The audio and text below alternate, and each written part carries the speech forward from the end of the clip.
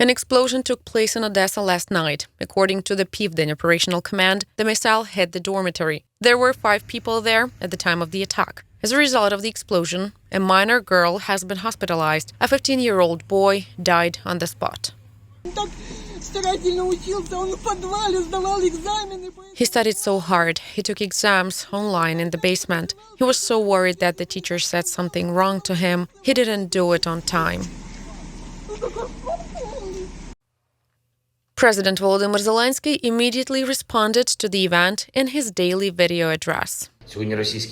Today, Russian troops have launched another missile strike on Odesa. The dormitory has been destroyed. A boy was killed. A 17-year-old girl has been wounded by shrapnel. What is it anyway? For what? What did these children and the dormitory threaten the Russian state with?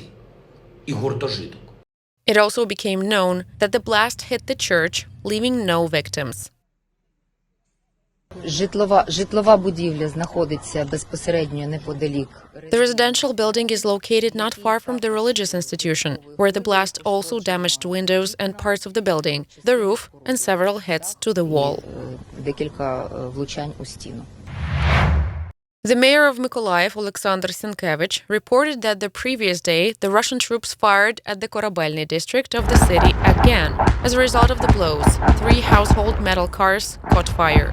The 40-square-meter fire was extinguished. Warehouses were saved from the fire. No one was killed or injured. Footage of the shelling also appeared. It was published by Vitaly Kim, the head of Mykolaiv Regional Military Administration. In Donetsk region, the Russian military fired on 10 settlements and killed at least 9 people.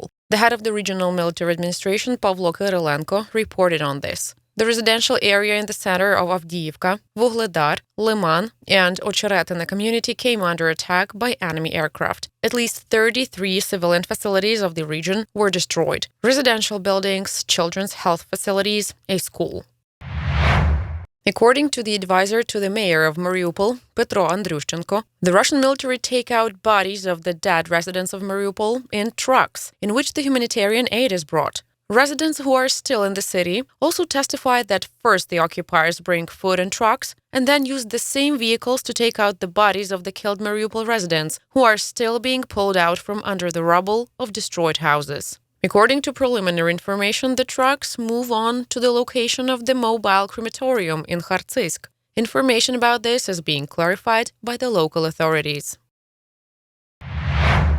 The head of Luhansk Regional Military Administration, Serhiy Haidai, said that the Russian army had opened fire on Luhansk region 25 times in the past 24 hours. According to him, Hirskaya community suffered the most. At least 12 houses were damaged. In Severodonetsk, 5 high-rise buildings were damaged, and an unexploded shell was found in one of the ruined apartments. 3 people were rescued from shelling and debris.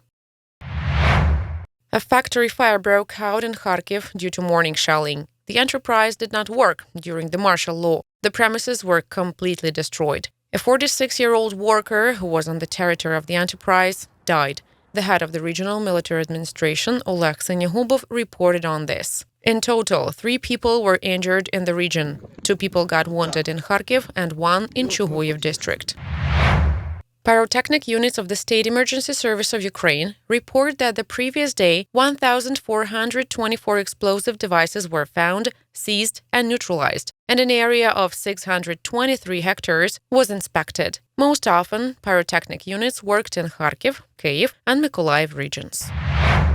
In Borodyanka, Kyiv region, the State Emergency Service rescued a cat from a high-rise building shelled by the Russian military. This was reported in the press service of the SES of Ukraine. The town was liberated from the Russian military on April the 1st. The animal sat for a month in the ruins of a shelled block of flats on the 7th floor. On May the 1st, Yevhen Kibets, a volunteer of the Zoo Patrol organization, wrote on the social network about the need for special equipment to save the animal. Volunteers said that the rescued cat had already been fed. The cat is very hungry, however, absolutely fine, the Zoo Patrol emphasizes. The animal has been examined by vets. Now the cat is in the clinic. Volunteers say the animal miraculously survived.